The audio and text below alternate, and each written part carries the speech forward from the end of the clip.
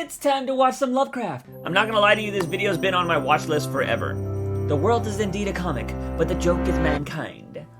Arcane books of forbidden lore, disturbing secrets in the family bloodline, and terrors so unspeakable, the very thought of them might drive you mad.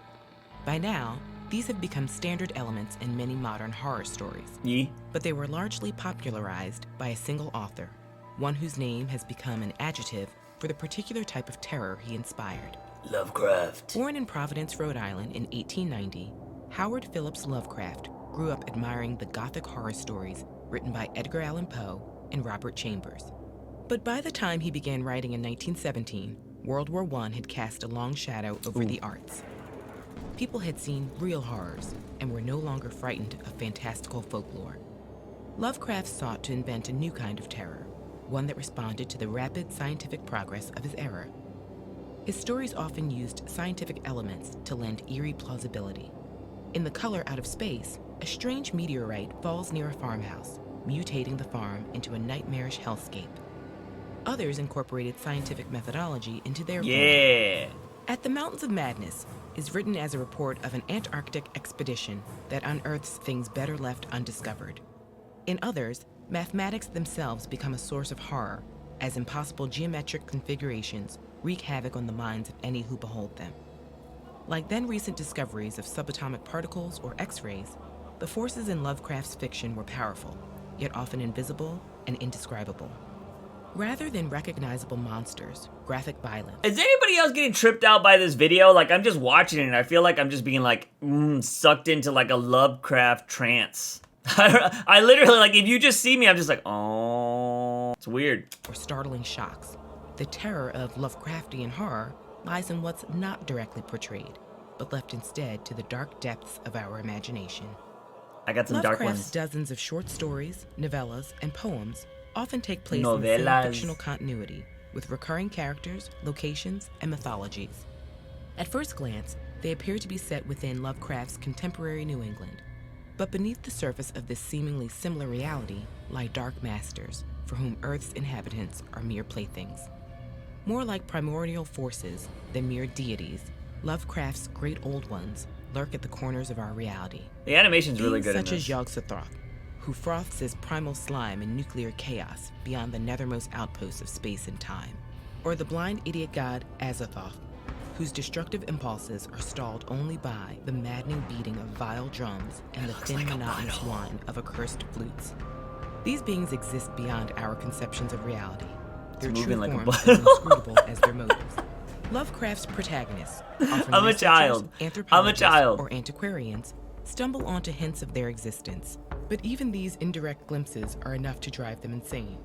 And if they survive, the reader is left with no feeling of triumph, only cosmic indifference, the terrible sense that we are but insignificant specks at the mercy of unfathomable forces. But perhaps the greatest power these creatures had was their appeal to Lovecraft's contemporaries. During his lifetime, Lovecraft corresponded with other writers, encouraging them to employ elements and characters from his stories in their own. Oh, I didn't know that. References to Lovecraftian gods or arcane tomes can be found in many stories by his pen pals, such as Robert E. Howard and Robert Bloch. Today, this shared universe is called the Cthulhu mythos, named after Lovecraft's infamous blend of dragon and octopus. Unfortunately, Lovecraft's fear of the unknown found a less savory expression in his personal views. The author held strong racist views, and some of his works include crude stereotypes and slurs. But the rich world he created would outlive his personal prejudices. And after Lovecraft's death, the Cthulhu mythos was adopted by a wide variety of authors, often reimagining them from diverse perspectives that transcend the author's prejudices. Nice. Despite his literary legacy, Lovecraft was never able to find financial success. He died unknown and penniless at the age of 46, a victim of the universe's sounds like a cosmic lot of indifference. artists. But his work has inspired numerous short stories, novels, tabletop games, and cultural icons. And as long as humans feel a sense of dread about our unknown future, Lovecraftian horror will have a place in the darkest corners of our imagination. Want to take a stab This is a really at creating your own good horror stories? Check out this video for some tips on how to add suspense to your writing. I kind of want to put that out there.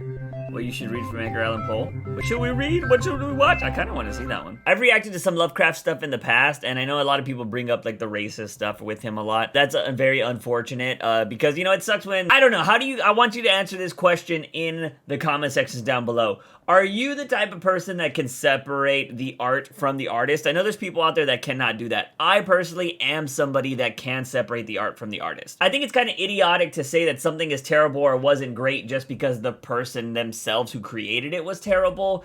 I mean, I'm pretty sure there's a lot of technological marvels in the world that were created by shitty people, but we probably use them every single day, or elements of them every single day, you know what I mean? So even though Lovecraft was prejudiced or racist or anything like that, I still don't think that it doesn't mean that his stuff wasn't great. So yeah, that's just kind of how I see things, but it kind of sucks that it seems like every great artist or every great novelist or something like that all died just penniless, which is kind of crap, and maybe which is kind of nice why people today are starting to get money for the entertainment they provide or anything like that, because back in the day, probably have legend status, like everybody knows Lovecraft, everybody knows Van Gogh, but also everybody knows that they were like tragic people and then they all died in, you know, penniless or whatever. But I'm curious if in the future people are going to remember certain artists as long as they will Lovecraft or somebody like that. I don't know. I just don't know if those legacies are going to be built over time.